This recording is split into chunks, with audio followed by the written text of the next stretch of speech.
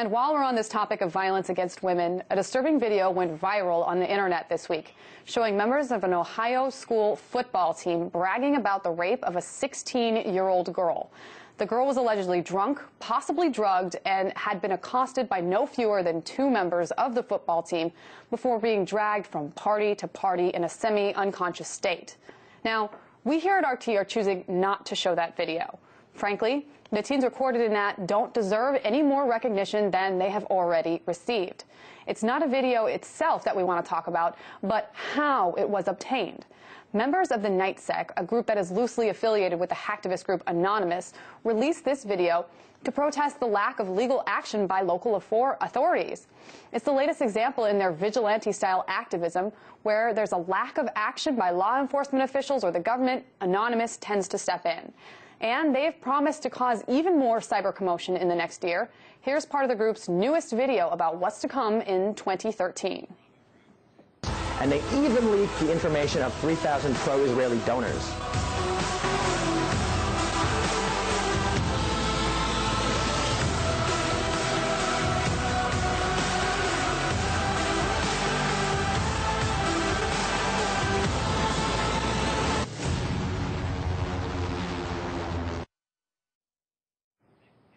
Joining me now to talk about some of the most notorious cyber attacks the group carried out in 2012 and look ahead at what could be in store for this upcoming year is RT web producer Andrew Blake. Hey, Megan. Hey, Andrew. I want to start off by looking at this latest case that we just kind of talked about a little bit.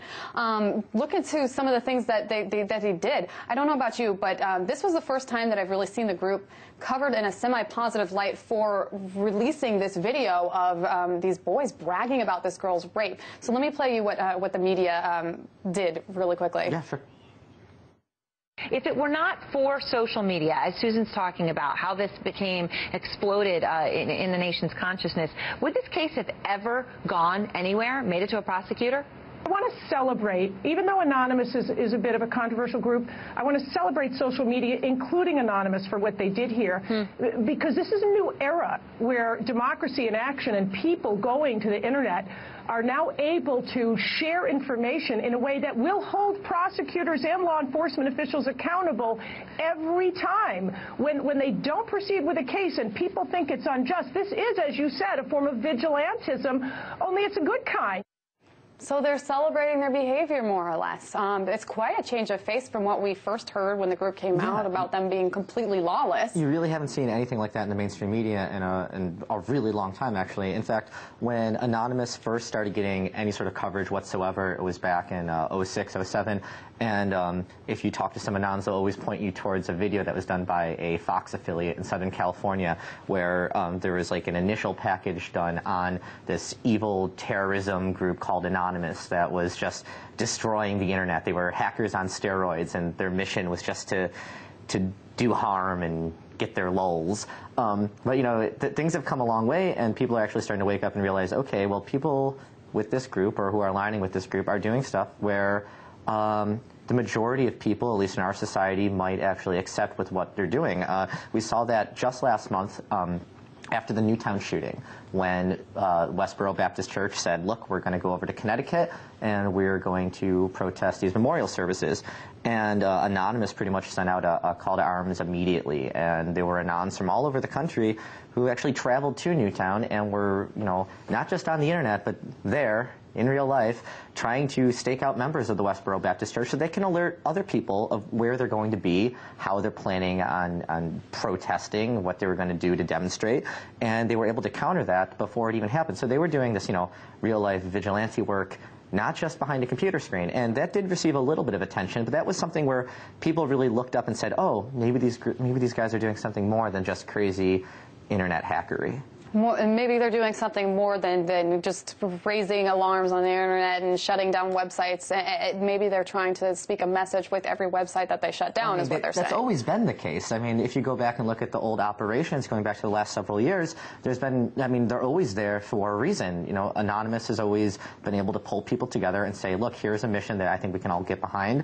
Let's try to do this. And in some cases, you'll have a few dozen or a few hundred, a few thousand people, you know, often have no idea who each other are, but can get behind behind a common cause and say, you're right, we have to do this by any means necessary. And, that's exactly what we're seeing here. And every day we're seeing more and more people actually join and say, look, this whole Steubenville rape thing that we're going to talk about, this is ridiculous. And that's why we're seeing so much coverage right now, because it's something that people, like the American mainstream, can actually say, it's relatable. It's not like the CISPA or SOPA or PIPA where it was crazy internet legislation where only crazy internet nerds like myself really, really, really freak out over. This is the rape of a 16-year-old girl. People are taking this pretty seriously, and rightfully so. And Andrew, from what I understand, it's not that they are really trying to protest against the lack of law enforcement in prosecuting those two individuals that they know were involved in the rape. It's that they were upset about, from what I understand, the eyewitnesses that videotaped and Facebooked and Instagrammed and tweeted about that instance while it was happening, and then when local law enforcement agencies asked them to step up, they chose not to. Is that correct? Yeah, the whole assault itself happened, I believe, August 11th, 2012, which is almost 6 months back into the past. So 6 months have gone by, and a lot of people really haven't heard about this story at all. The New York Times did a great, 8-page article a little while back, but after a while, Anonymous started saying, well, okay, look what's going on here. And one specific cell, at least that's what they want to be referred to, a cell of Anonymous called NightSec, actually have people working with sources directly in Steubenville and have actually been getting, I've heard upwards of hundreds of leaks coming in from locals who want people to be aware of what happened and make sure that justice is had. Because if we go back to those 5 months ago in August, there's only been 2 charges filed against anyone in this whole case. 2 youths who are allegedly responsible for actually raping the 16-year-old girl. But if you go online and can go through what NightSec has uncovered and what they handed over to a website called LocalLeaks, the stuff that they've published there pretty much show that this was not just like a one-time, one-moment flash rape. There's a lot of people involved. There's a lot of people in the community who are aware of it, and there's a lot of stuff that needs to be done that I think law enforcement will do, and it's going to take people like Anonymous to actually go and put a fire under their ass to make it happen. So let's keep this conversation going, Andrew. Let's show some of the things that they've done in 2012. If you can actually help me and help the viewers, and let's walk through the viewers of everything. Last January, they performed the Operation Mega Upload. Go ahead and talk about that. This is January 19th, January 20th. Mega Upload, obviously the file sharing site run by Kim.com.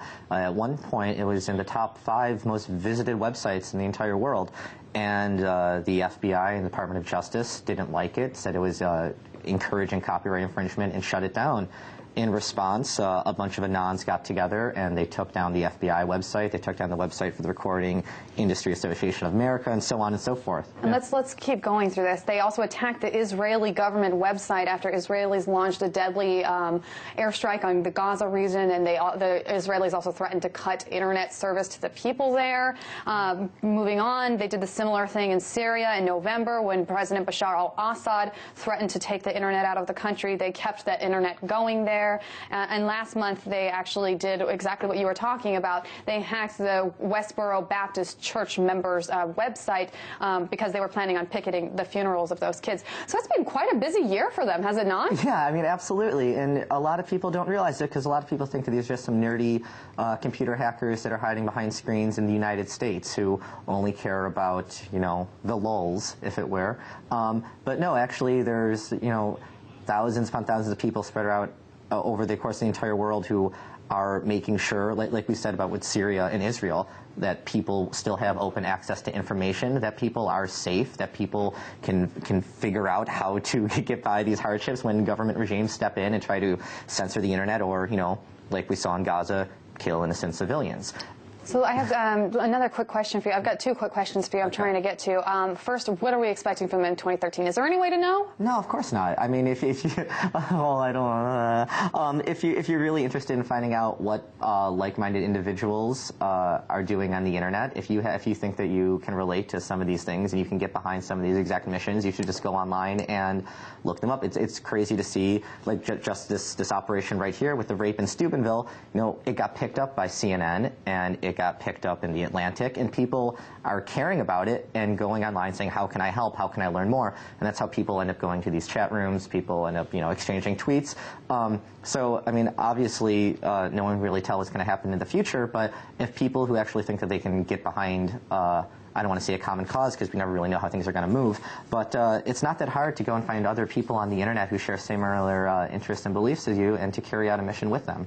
It's the whole point of the internet is bringing people together, right? And it certainly does that, the World Wide Web, of course. One thing that is quite interesting is that it's hard to paint them in a bad light because what they're doing, yes, is illegal, but at the same time, when they're helping out a rape victim, it's hard to say that what they're doing is the worst case scenario. RT Web producer Andrew Blake, thank you so much for weighing in on